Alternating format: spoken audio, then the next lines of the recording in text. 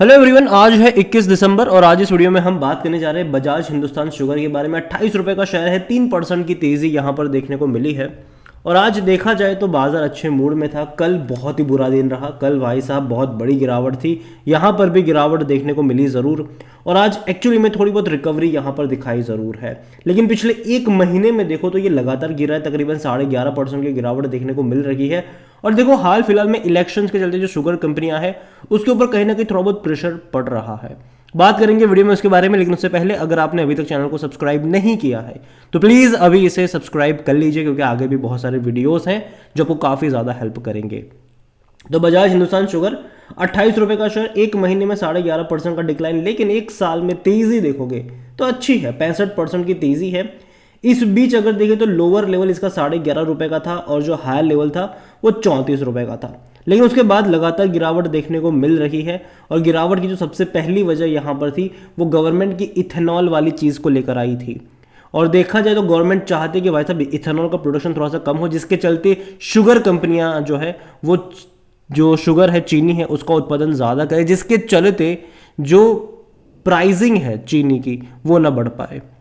क्योंकि इलेक्शन के माहौल में भाई साहब गवर्नमेंट नहीं चाहेगी कि किसी भी तरीके से किसी भी चीज़ों की कीमतें उतनी ज़्यादा बढ़ जाए जो एक नेगेटिव सेंटीमेंट पैदा करे लोगों में। यहाँ पर देखें तो एक बहुत बड़ी तेज़ी पहले देखने को मिली, और तेज़ी की वजह भी ये थी कि बहुत सारी जो इनके ऊपर एलिगेशंस थे या फिर जो दिक्कतें थी वो धीरे धीरे वो ख़त्म होती नजर आई या फिर कम होती नजर आई। जो डेट को लेकर जो इनकी चर्चा थी, जो एनसीएलटी में भाई साहब लेकर जा रहे थे एसबीआई वाले, उन्होंने अपनी पिटीशन वापस खींच ली। तो ये भी एक बेटर चीज़ रही इनके लिए, और यही वजह कि शेयर भागता भी नजर आया। लेकिन हाँ, देखा जाए तो फंडामेंटल तौर पर अभी भी ये उतनी स्ट्रांग नहीं है। तो जब भी तेज़ी आती है यहाँ पर डिक्लाइन डेफिनेटली देखने को मिलेगी। और अभी के लेवल में अगर हम बात करने जाए तो एटलीस्ट 25 रुपये का एक इनिशियल सपोर्ट यहाँ पर नज़र आ रहा है। और जहाँ तक वॉल्यूम्स की बात करें तो तकरीबन 1 करोड़ शेयर यहाँ पर ट्रेड होते नजर आए। इतना ही नहीं, कंपनी में अगर हम बात करने जाए तो भैया देखो फंडामेंटल जैसे कि मैंने कहा कि उतने स्ट्रांग नहीं है। पिछले 5 सालों में रेवेन्यू में कोई ग्रोथ नहीं है। प्रॉफिट वाइज देखोगे तो भाई साहब 5 सालों से लगातार कंपनी हर क्वार्टर में सिर्फ और सिर्फ लॉस कर रही है। तो फंडामेंटली तो भाई साहब दिक्कतें हैं।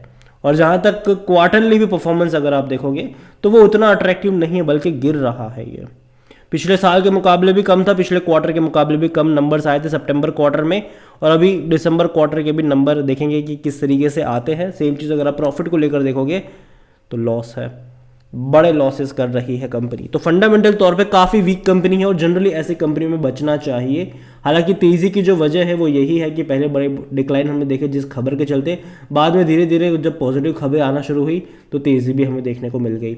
जहाँ तक बात करी जाए इसके वैल्यूएशन को लेकर तो जाहिर सी बात है, जब कंपनी कमाती ही नहीं है तो आपको पी नेगेटिव में ही देखने को मिलेगा। और कोई भी एनालिस्ट खरीदारी की बात यहाँ पर नहीं कर रहा है। लेकिन अगर शेयर होल्डिंग को लेकर देखा जाए तो प्रमोटर के पास वैसे भी बहुत कम क्वांटिटी है, 24.95%, और वो भी सब कुछ गिर भी रखा है इनका। 0.05% की छोटी सी ही सही लेकिन होल्डिंग म्यूचुअल फंड के पास है 12.37%। अदर डोमेस्टिक इंस्टीट्यूशन के पास है 1.64% एफआईएस लेकर बैठे हैं। रिटेल और अदर की मिलाकर 60.98% की होल्डिंग है, जिनमें से रिटेल इन्वेस्टर भाई साहब 43% की होल्डिंग लेकर बैठे हैं। तो ज़्यादातर जो क्वांटिटी है इसकी वो सिर्फ और सिर्फ रिटेल वालों के पास है। बाद में अदर पार्टीज है यहाँ पर 17.94%।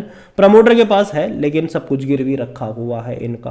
देखिए, मैं पर्सनली इस कंपनी को उतना ज़्यादा पसंद नहीं करता हूँ। रीज़न सिंपल है कि भाई साहब फंडामेंटली कंपनी वीक है, और जब भी इसने बड़े बड़े रफ्तार पकड़ी है थोड़े बहुत करेक्शन बीच बीच में इसे दिखाए हैं। और देखो फंडामेंटल्स धीरे धीरे बेहतर होंगे, ऐसे मैं उम्मीद तो कर ही रहा हूँ कि भैया बेहतर हो जाए। और जहाँ तक बात करी जाए तो और भी कई सारी शुगर कंपनियां हैं जो अच्छा परफॉर्म कर रही है, वहाँ पर नज़र होनी चाहिए। और इस कंपनी के जब फंडामेंटल्स में अच्छी चीज़ें देखने को मिलेगी तो डेफिनेटली इसके बारे में भी बात करेंगे कि हाँ भैया अब चीज़ें बेहतर हो रही थी। जैसे कि सुज़लॉन में पहले फंडामेंटल ख़राब थे, कई सारे मेरे नेगेटिव वीडियोस रहे होंगे उसको लेकर, लेकिन जैसे ही फंडामेंटल बेहतर होना शुरू हुए, जब शेयर 12-15 के करीब था, तब मैंने कहा था कि हाँ अब मौके बन रहे हैं। यहाँ पर मैं इतना ही कहूँगा कि अभी जिस लेवल पर बैठा है एटलीस्ट इलेक्शन तक तो मैं शुगर कंपनियों से थोड़ी सी दूरी बनाना ज़्यादा पसंद करूँगा, एटलीस्ट इलेक्शन तक। उसके बाद देखेंगे कि किस तरीके से चीज़ें पैन आउट होती है। लेकिन हाँ, मौके डेफिनेटली बनने वाले हैं अगर गिरावट देखने को मिलती है यहाँ पर, और खबरों का बाजार गर्म रहेगा, और गवर्नमेंट कल को क्या अनाउंस करेगी इस कंपनी इस सेक्टर को लेकर, वो देखना बहुत ज़्यादा इंपॉर्टेंट रहने वाला है। और overall Bajaj Hindustan sugar fundamental company काफ़ी वीक नज़र आती है, लेकिन अभी कुछ अच्छी खबरों ने यहाँ पर तेज़ी ज़रूर लेकर आई है। इससे पहले भी आपको इस तरीके की तेज़ी देखने को मिली थी 2014 में, लेकिन बाद में बड़े डिक्लाइंस भी हमने यहाँ पर देखे ज़रूर है। लेकिन देखो अब चीज़ें थोड़ी बहुत बेटर हो रही है, उतनी नहीं लेकिन थोड़ी बहुत न्यूज़ वाइज, कि जो पहले डेट को लेकर भाई साहब एसबीआई इनके खिलाफ इनके पीछे पड़ा था, एनसीएलटी तक इनको धकेल रहा था। बाद में एसबीआई ने अपनी पिटीशन वापस ली क्योंकि उन्होंने कुछ पैसा चुकाया था, और बाद में थोड़ा बहुत और पैसा चुकाने का कमिटमेंट भी करा हुआ है।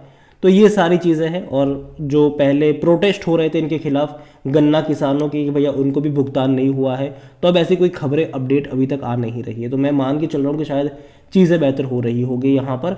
लेकिन अभी भी इस कंपनी को लेकर मैं इतना ही कहूँगा कि ये फंडामेंटली उतनी भी स्ट्रांग कंपनी नहीं है कि आप यहाँ पर एक बहुत बड़ा हैवी इन्वेस्ट करके बैठ जाओ। ये उतनी भी ज़्यादा स्ट्रांग कंपनी नहीं है। तो यहाँ पर अगर आप इन्वेस्ट कर रहे हो तो उतना ही इन्वेस्ट करो जितना डूब भी जाए तो आपको दिक्कत ना हो, और इस लेवल पे नहीं, इस लेवल पे नहीं। मुझे लगता है कि यहाँ से आने वाले टाइम में कुछ वक्त के लिए, जब तक इलेक्शन वाला माहौल रहेगा, कहीं ना कहीं आपको थोड़े बहुत करेक्शन, थोड़े बहुत जो क्रैक्स है वो शुगर इंडस्ट्रीज़ में देखने को मिलेंगे बीच बीच में, और उसकी वजह कुछ कुछ खबरें होगी। तो खबरों का बाजार बीच बीच में गर्म रहेगा और उसके लिहाज से ये परफॉर्म करेगा। पिछले कुछ टाइम में शुगर कंपनियों ने बहुत ही अच्छा परफॉर्म करा है। पिछले 2-3 सालों में काफ़ी शानदार तेज़ी शुगर कंपनियों ने दिखाई है, और मुझे लगता है कि शायद बीच बीच में या फिर अभी भी थोड़े बहुत प्रॉफिट टेकिंग के मौके यहाँ पर नज़र आ सकते हैं।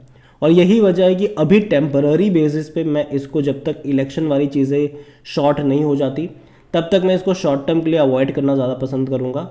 और ऑलरेडी इसने बहुत बड़ी तेज़ी दिखाई है, 12 रुपये से ये 6 महीने के अंदर जा चुका है भैया 32-34 के करीब। तो कहीं ना कहीं मैं मानता हूँ कि बीच बीच में प्रॉफिट टेकिंग यहाँ से आनी चाहिए।